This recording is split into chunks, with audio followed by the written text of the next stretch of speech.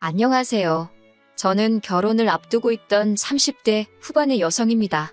원래는 결혼 생각이 없었는데 뒤늦게 남편을 만나 결혼을 계획하게 되었어요. 늦게 만난 만큼 남들보다 더 행복하게 살고 싶었고 남편과 제가 백년해로 할 줄 알았습니다. 하지만 남편의 충격적인 정체에 저는 결국 이 결혼 생활의 종지부를 찍을 수밖에 없었어요. 중소기업에서 격리로 15년 일을 했습니다. 집에 돈이 없어서 대학은 진학하지 못했어요. 제 밑으로 남동생 둘이나 있었거든요. 원래는 공부에 워낙 욕심이 있었기에 어떻게든 대학에 가고 싶었지만 힘들어하는 부모님을 보고 있자니 고집을 피울 수가 없었습니다. 그렇게 고등학교를 졸업하고 바로 사회생활에 뛰어들게 되었어요. 솔직히 격리로 일하며 벌었던 돈 대부분은 다시 친정으로 들어갔습니다. 친정아버지는 몸이 안 좋으셨고 불행인지 다행인지 남동생들은 공부를 잘했기 때문에 학비다 뭐다 계속해서 돈이 필요했거든요. 그래도 그 점에 있어서 한 번도 불만을 갖거나 불평을 해본 적은 없습니다. 제 성격이 그래요. 싫은 소리 한다고 상황이 어떻게 달라지는 것도 아닌데 뭐하러 해서 주변 사람들 마음까지 아프게 하나 싶은 거지요. 하지만 살다 보니 때로는 그렇게 해야 하는 경우도 있더라고요. 제가 아프다 소리를 안 하면 다들 제가 괜찮은 줄 아니까요. 아무튼 그렇게 일만 하다 보니 연애도 제대로 못 해보고 온 나이가 35을 넘어갔습니다. 그나마 간간히 들어오던 소개 자리도 35이 넘어가니 거의 끊기다시피 했고요. 그런 와중에도 사람들은 저한테 왜 결혼 안 하냐, 시집 안 가냐 물어봤자 답도 없는 질문을 해대니 너무 스트레스를 받았습니다. 결국 공황장애 진단을 받고 회사를 그만뒀습니다. 그때 처음으로 제 자신을 위해 시간을 쓰게 되었어요. 다행히 동생 둘 다 누나에 대한 고마움을 아는 녀석들이라서 자기들이 도와줄 테니 당분간 아무런 걱정하지 말고 누나만의 시간을 가지라 하더군요. 친정 부모님도 그동안 제가 애 많이 썼다 해주셨고요. 알아달라고 했던 일은 아니지만 그래도 가족들이 제 희생을 알아주고 인정해주니 큰 위로가 되었습니다. 그렇게 저는 회사를 관두고 공부를 시작했습니다. 현실적으로 대학교를 가기는 어려웠기에 공무원 시험을 준비했어요. 그리고 다행히 1년의 수험생활 끝에 합격을 하게 되었습니다. 다른 사람들은 공무원 합격을 했을 때 어떤 감정을 느끼는지 모르겠지만 전 드디어 혼자 살아도 괜찮다, 이제 걱정이 없다 뭐 그런 생각을 했습니다. 이 시기에는 이미 결혼에 대한 미련이 없었거든요. 그렇게 공무원 시험에 합격하고 얼마 지나지 않아 지인을 통해 지금의 남편을 소개받았습니다. 저보다 2살 어린 남편은 저처럼 오랜 시간 동안 일만 하느라 연애도 못 해보고 장가도 가지 못했다면서 저에게 적극적으로 다가왔습니다. 호감 가는 외모에 유머러스한 성격, 그리고 믿음직한 말투까지 저 역시 금방 남편에게 마음의 문을 열었습니다. 남편과 저는 그해 1월에 알게 되었지만 금방 연인 사이로 발전하였고 그해 9월에 식을 올리자고 약속까지 하게 되었습니다. 남편에 대해서 조금 더 이야기를 해보자면 일단 직장의 경우 중소기업에서 과장으로 근무하고 있다고 했습니다. 대표가 자기 아버지인데 아버지가 사업을 물려받으려면 말단 사원부터 시작해서 하나씩 배워 올라와야 한다고 하셨답니다. 그래서 미국에서 대학원을 나온 뒤 한국으로 들어와 오로지 회사 생활에만 매달렸다고 하더라고요. 그 말을 듣곤 대단한 집념을 가진 사람이구나 싶으면서도 저보다 더 좋은 혼사 자리가 있었을 텐데 왜 만나지 않았나 싶었습니다. 제 말을 들은 남편은 자기는 그런 정략적인 결혼은 싫더랍니다. 자기의 조건과 상관없이 자기를 사랑해줄 여자를 찾았다면서 그게 바로 저라는 거예요. 제 기분 좋으라고 한 말인가 싶기도 했지만 계속 뭔가 꿍꿍이가 있다고 의심하는 것도 웃기잖아요. 어리석고 순진하게도 그 말을 믿었습니다. 하지만 만나면 만날수록 남편의 말에는 묘하게 맞지 않는 부분들이 있었습니다. 저 역시 직장 생활을 오래 했기 때문에 사내 문화라던가 업무 처리 방식 등에 대해서는 익숙한 편이잖아요. 그런데 남편은 주인과 대리 중 무엇이 먼저인지도 헷갈려하길 여러 차례였어요. 직장인으로서 호칭, 직함은 기본 중에 기본인데 말이지요. 자기 말로는 과장 자리에 너무 오랫동안 있어서 그렇다고 하는데 말단부터 시작했다는 사람이 과장 자리에 오래 있었다는 것도 뭔가 납득이 안 되었고요. 회사 내 용어에 대해서도 모르는 것 투성이었어요. 처음에는 단순히 실수였겠지라고 생각했지만 그런 일이 짧은 기간 동안 몇 번이고 반복되니 저로서는 정말 직장 생활을 하는 게 맞나 싶었고 결국 남편에게 당신이 일하는 회사에 가보고 싶다고 물어보게 되었습니다. 남편은 갑작스러운 제 제안에 좀 놀란 눈치였지만 그러자고 하더군요. 간 김에 자기 아버지한테 인사도 드리자면서요. 며칠 뒤 남편 회사에 찾아갔습니다. 도착하면 전화하라더니 전화를 아무리 해도 받지를 않더라고요. 결국 직원으로 보이는 사람에게 남편 이름을 말하며 여기서 일한다고 들었는데 오늘 안 나왔냐고 물었어요. 그러자 여기서 일하는 건 맞지만 출근 여부는 말해줄 수 없다며 직접 연락해보라고 하더라고요. 연락은 닿지 않지. 아무도 말은 안 해주지. 속상했지만 말해줄 수 없다는 직원의 말도 일리가 있었기 때문에 집으로 돌아가 남편으로부터 연락이 올 때까지 기다렸습니다. 그리고 늦은 밤이 되어서야 연락이 왔어요. 교통사고가 나는 바람에 병원에 있었다고 하더라고요. 너무 놀란 제가 당장이라도 찾아가겠다고 했지만 걱정시키고 싶지 않다면서 며칠 뒤에 만나자고 하더라고요. 아픈 사람한테 제 고집을 밀어붙일 수는 없는 노릇이었으니 기다릴 수밖에 없었습니다. 그리고 적어도 남편이 그 회사에서 근무를 한다는 사실은 확인이 되었으니 그것만으로도 다행이다 싶었지요. 조금씩 남편에 대한 믿음이 다시 회복되어 가고 있었습니다. 둘이 9월에 결혼하자고 약속은 한 상태였기에 6월에 양가어른을 모시고 상견례를 진행했어요. 원래는 좀 더 일찍 하려고 했었는데 시부모님께서 여행을 다녀오신다고 하여 좀 늦어지게 되었지요. 여행 중 제가 생각나서 샀다며 시어머니께서 귀걸이 한 쌍을 주셨습니다. 그 정도로 다정한 분이셨어요. 시아버지 또한 저에게 혼수며 예단이며 바라는 것은 없으니 몸만 오면 된다고 말씀해 주셨고요. 저희 부모님은 딸이 결혼도 못하고 평생 혼자 살까봐 걱정이 크셨는데 뒤늦게나마 좋은 집에 시집가게 되었다고 무척 기뻐하셨습니다. 저 또한 기다린 자에게 복이 있다더니 내 인생이 그런 건가 싶었고요. 상견례까지 무사히 마치고 나니 정말 제가 결혼한다는 사실이 현실로 느껴졌습니다.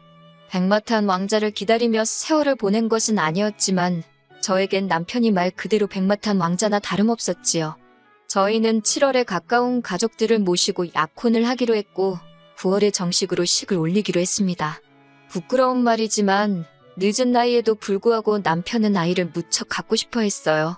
저는 제 나이 때문에 마음을 접은 상태였고요.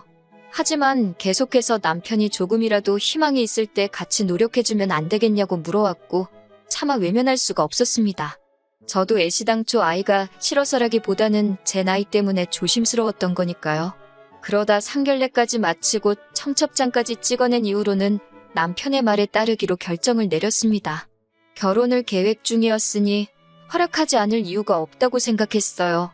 그만큼 저는 우리 둘의 미래에 대해 확신이 있었습니다.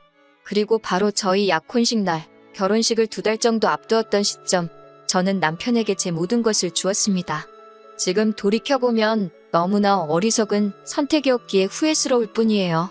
저희 가족과 시부모님, 그리고 각자의 가장 친한 친구까지 총 10명 정도의 사람이 모여 심플하게 약혼식을 치렀습니다.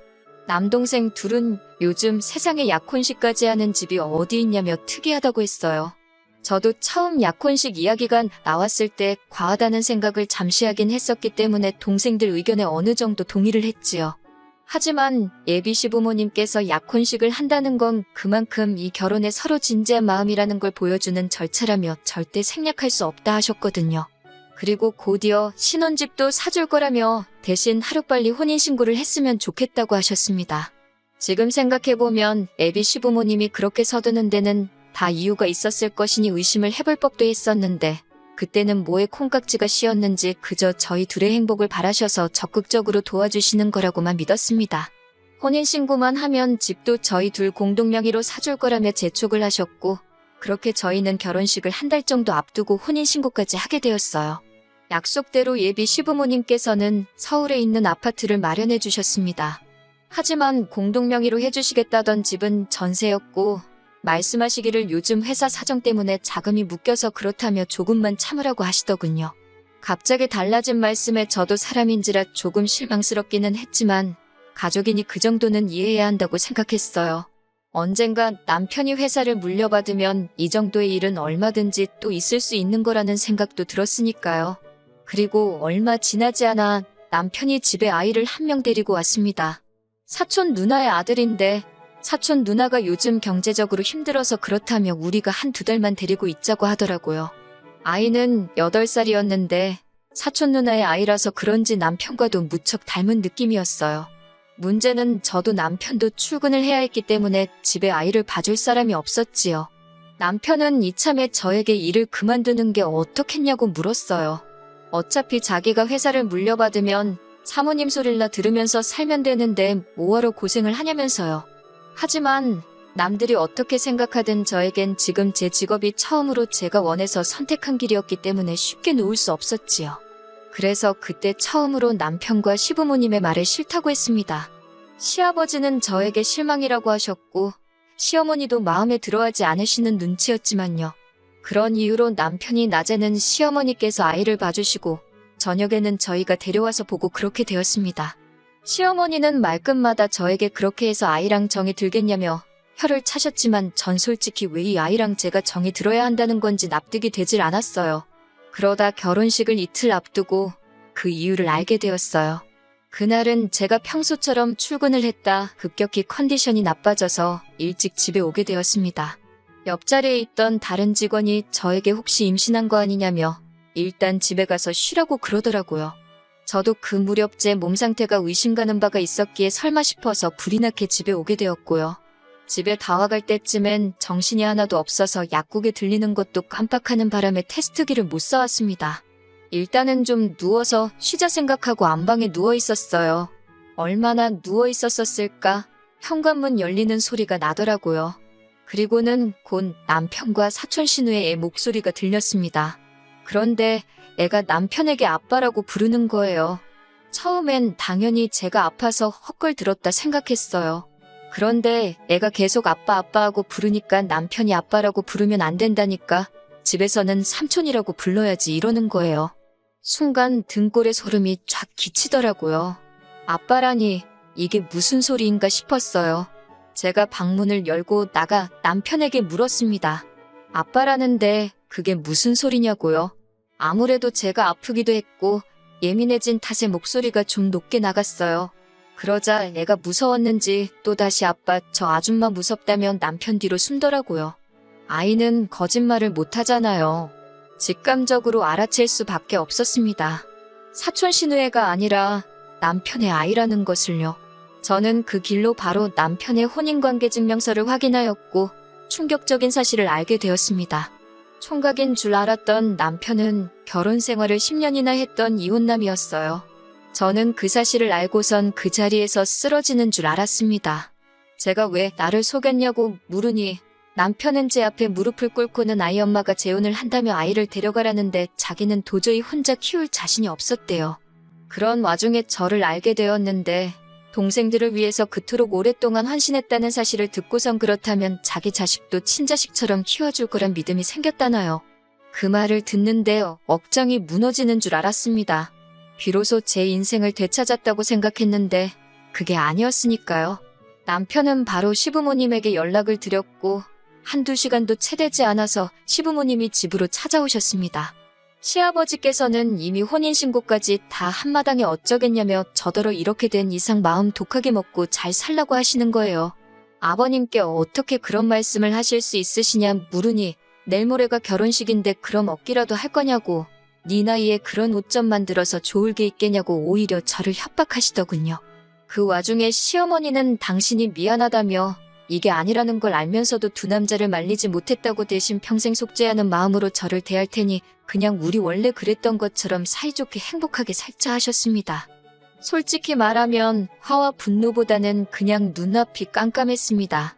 시아버지 말씀대로 결혼식이 내일 모레인데 혼인신고까지 다 한마당에 제가 무엇을 할 수 있을지 감이 안 오더라고요. 결국 시부모님이 돌아가시고 남편은 잠든 그 새벽에 미친 듯이 인터넷을 뒤졌습니다. 그리고는 혼인신고를 한 지 3개월 전이면 취소가 가능하다는 한 줄기 희망을 발견했어요. 저는 이튿날 아침 바로 변호사를 찾아갔습니다. 변호사는 사기로 인한 혼인신고인 만큼 취소가 가능할 거고 위자료도 받을 수 있을 거라며 저를 위로해 주었습니다. 남편 쪽 변호사는 남편이 저를 너무 사랑해서 사실을 밝히지 못했을 뿐 속이려는 의도는 없었다며 혼인 취소는 불가능하다고 주장했습니다.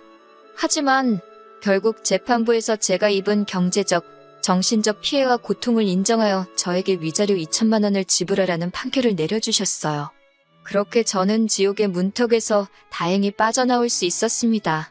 남편은 그 이후로도 저에게 그래도 저를 사랑했던 마음만큼은 진심이었다며 잘 생각해보고 다시 돌아와 달라고 했습니다. 하지만 저도 남편을 진심으로 사랑했었기에 더욱 더 돌아갈 수 없었습니다. 더 이상 그 무엇도 믿을 수 없었으니까요. 이 모든 사실들을 알게 된 제 두 남동생은 붕괴했고 동시에 자기들 때문에 제가 인생에서 너무 많은 것을 놓치고 희생하며 산 것에 대해 미안하다고 눈물을 보였습니다. 친정부모님도 한숨만 내쉬면서 능력 없는 당신들 탓이라고 미안하다 하셨고요. 그런 가족들의 모습을 보는 건 남편과 헤어지는 것보다 훨씬 더 가슴 아프고 속상한 일이었습니다. 벌써 1년도 더 된 이야기라서 지금은 마음이 많이 편해진 상태입니다. 죽을 만큼 매달리던 남편도 소문에 의하니 어떤 여자를 만나 결국 재혼에 성공한 것 같더군요. 그 여자는 남편의 과거를 알고 있는지 모르겠지만 이제 제가 나설 자리도 아니고 조금도 엮이고 싶지도 않네요. 저는 남편에게 받은 위자료로 대학에 가려고 합니다. 부족한 학비는 동생들이 도와주겠다며 누나가 해보고 싶은 거 더 늦기 전에 실컷 해보라고 응원해주더라고요. 제 인생에 어쩌면 남편이나 결혼 같은 건 없을지도 모릅니다. 하지만 늦게나마 이렇게 제가 가고 싶던 그 길을 갈 수 있음에 감사한 마음입니다.